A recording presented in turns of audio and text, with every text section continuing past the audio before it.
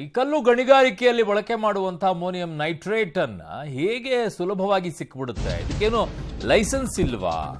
Rameswaram ಕೆಫೆಯಲ್ಲಿ bomb ಸ್ಫೋಟ ಪ್ರಕರಣ ಏನಿದೆ, ಈ ಸ್ಫೋಟಕ್ಕೆ ಅಮೋನಿಯಂ ನೈಟ್ರೇಟ್ ಪೌಡರ್ ಬಳಕೆಯನ್ನ ಮಾಡಿಕೊಂಡಿದ್ದಂತೆ. ಕಲ್ಲು ಗಣಿಗಾರಿಕೆಯಲ್ಲಿ ಬಳಸುವಂತ ಅಮೋನಿಯಂ ನೈಟ್ರೇಟ್ ಇದು ಎನ್ಐಎ ಅಧಿಕಾರಿಗಳಿಂದ ಈಗ ತನಿಖೆಯಲ್ಲಿ ಸ್ಫೋಟಕ ಮಾಹಿತಿ ಲಭ್ಯವಾಗ್ತಾ ಇದೆ. ಸೊ ಇದಕ್ಕೇನು ಲೈಸೆನ್ಸ್ ಇಲ್ವಾ? ಯಾರು ಬೇಕಾದ್ರೂ ಕೊಂಡ್ಕೊಳ್ಬಹುದಾ? ಕೊಂಡ್ಕೊಳ್ಳೋರು ಅಂತ ಮಾಹಿತಿಗಳನ್ನ ಇಟ್ಕೊಳ್ಳೋದಿಲ್ವಾ? ಲಿಮಿಟೇಷನ್ ಇಲ್ವಾ? ಅದಕ್ಕೆ ಗೊತ್ತಿಲ್ಲ. ಹಲವು ಕಡೆಗಳಲ್ಲಿ ಈ ರೀತಿಯಾದಂಥ ಪ್ರಶ್ನೆಗಳು ಉದ್ಭವವಾಗಿತ್ತು ನಮಗೆ. ಹಲವು ಕಡೆಗಳಲ್ಲಿ ಸ್ಫೋಟ ಆದಾಗಲೂ ಕೂಡ ಸುಲಭವಾಗಿ ಅಲ್ಲಿ ಅಮೋನಿಯಂ ನೈಟ್ರೇಟನ್ನು ಬಳಕೆ ಮಾಡಿದ್ದಾರೆ.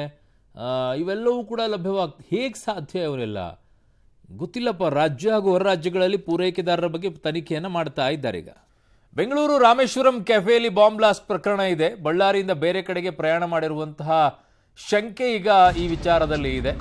ಸೊ ಬೆಂಗಳೂರಿನಲ್ಲಿ ಕೆಫೆಯಲ್ಲಿ ಬಾಂಬ್ ಬ್ಲಾಸ್ಟ್ ಪ್ರಕರಣ, ಬಳ್ಳಾರಿಯಿಂದ ಬೇರೆ ಕಡೆಗೆ ಪ್ರಯಾಣ ಮಾಡಿರುವಂತಹ ಶಂಕೆ ಇರೋದು. ಸೊ ಬಳ್ಳಾರಿಯಿಂದ ಭಟ್ಕಳ ಮಂತ್ರಾಲಯ ಮಾರ್ಗದಲ್ಲಿ ಪರಿಶೀಲನೆಯನ್ನ ಮಾಡ್ತಾ ಇದ್ರೆ, ಕಾರಣ ಹೈದರಾಬಾದ್ ಕಡೆಗೆ ಹೋಗಿರುವಂತಹ ಅನುಮಾನ ಇದೆ. ಪೊಲೀಸರಿಂದ ಸಿಸಿಟಿವಿಯ ದೃಶ್ಯಾವಳಿಯನ್ನ ಈಗ ಪರಿಶೀಲನೆಯನ್ನ ಮಾಡ್ತಾ ಇದ್ದಾರೆ.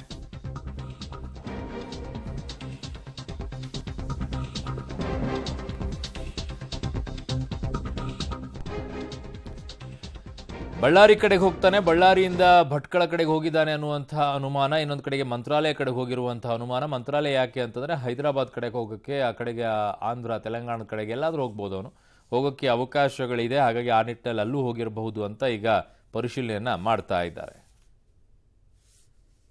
ರಾಮೇಶ್ವರಂ ಬಾಂಬ್ ಬ್ಲಾಸ್ಟ್ ಪ್ರಕರಣಕ್ಕೆ ಸಂಬಂಧಿಸಿದಂತೆ ಎನ್ಐಎ ಅಧಿಕಾರಿಗಳು ಬಳ್ಳಾರಿಯಲ್ಲೂ ಕೂಡ ತಲಾಶೆನ ನಡೆಸುತ್ತಿರುವಂತದ್ದು. ಅದರಲ್ಲೂ ಪ್ರಮುಖವಾಗಿ ಬಳ್ಳಾರಿಯಿಂದ ಅಂದ್ರೆ ಬೆಂಗಳೂರಿನಿಂದ ಆತ ತುಮಕೂರು ಮಾರ್ಗವಾಗಿ ಬಳ್ಳಾರಿಗೆ ಬಂದಿರುವಂತಹ ಶಂಕೆ ಈಗ ವ್ಯಕ್ತವಾಗ್ತಿರುವಂತದ್ದು. ಹೀಗಾಗಿ ಎನ್ಐಎ ಅಧಿಕಾರಿಗಳು ಬಳ್ಳಾರಿಯ ಕೇಂದ್ರೀಯ ಬಸ್ ನಿಲ್ದಾಣದಲ್ಲಿ ಸಂಪೂರ್ಣವಾಗಿ ತಲಾಶೆನ ಮಾಡ್ತಿರುವಂತದ್ದು.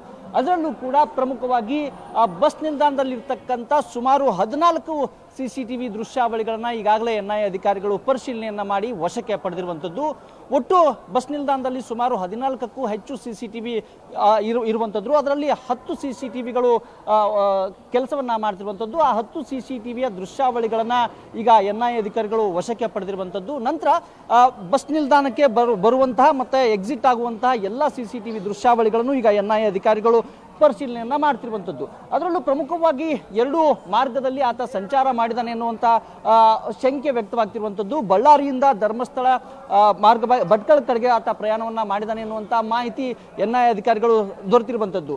ಹೀಗಾಗಿ ಭಟ್ಕಳಕ್ಕೆ ಕಡೆಗೆ ಹೋಗುವಂತಹ ಬಸ್ ನಿಲ್ದಾಣದಲ್ಲಿರ್ತಕ್ಕಂಥ ಸಿಸಿಟಿವಿಯ ದೃಶ್ಯಾವಳಿಗಳನ್ನ ಎನ್ಐಎ ಅಧಿಕಾರಿಗಳು ಪರಿಶೀಲನೆಯನ್ನ ಮಾಡಿರುವಂತದ್ದು.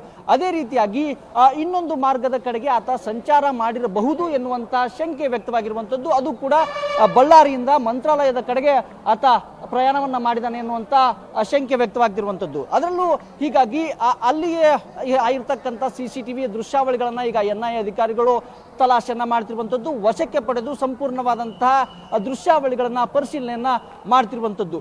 ಒಟ್ಟು ಉಗ್ರರ ಜಾಡು ಹಿಡಿದಂತಹ ಎನ್ಐಎ ಅಧಿಕಾರಿಗಳು ಬಳ್ಳಾರಿಯಲ್ಲೂ ಕೂಡ ಸಂಪೂರ್ಣವಾಗಿ ತಲಾಶೆಯನ್ನ ಮಾಡಿ ಆತನ ಪತ್ತೆಗಾಗಿ ಸಂಪೂರ್ಣವಾದಂತಹ ಹರಸಾಹಸವನ್ನ ಈಗ ಎನ್ಐಎ ಅಧಿಕಾರಿಗಳು ಪಡ್ತಿರುವಂತದ್ದು. ಬಳ್ಳಾರಿಯಿಂದ ಕ್ಯಾಮರಾಮನ್ ಲುಕ್ಮನ್ ಜೊತೆ ನವೀನ್ ಪರದೇಶಿ, ಪಬ್ಲಿಕ್ ಟಿವಿ.